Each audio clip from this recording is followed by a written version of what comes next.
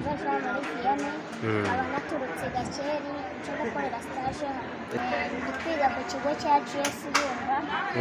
aba naje gukorera stage hano hehe Logic Training Center kwiga nyine computer system ntabwo ari abantu biga imibare gusa kuko ni ibintu byoroshye cyane kwiga computer system uburyo babikoramo n'uburyo nyine uburyo bubifatamo nyine biba byoroshye wongeze mu wa gatandatu ubwo ni level ya kangahe level ya gatanu ukaba ufite imyaka ingahe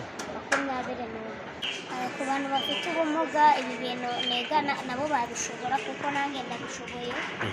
ntabwo bisaba imbaraga cyangwa kuba ufite imbaraga nyinshi ibintu byoroshye kuba wakwiga nk'ibi bintu niga nzakora ibintu byinshi kwihangira bizinesi n'ibindi byinshi nakora gikomeye ni nko gushinga nanjye kampani nk'uko bano bayishinze bari kutwigisha nanjye nkabasha kwigisha abandi bagenzi banjye baduhaye amakuru nyine ko hano i Rubavu ari ahantu hitwa Logic Training Center ngo batanga EIP hano nza kubikora nta kibazo kuza kuko hari ibintu byinshi batwigisha bigiye bitandukanye kandi byiza nawe byagufasha mu buzima bwawe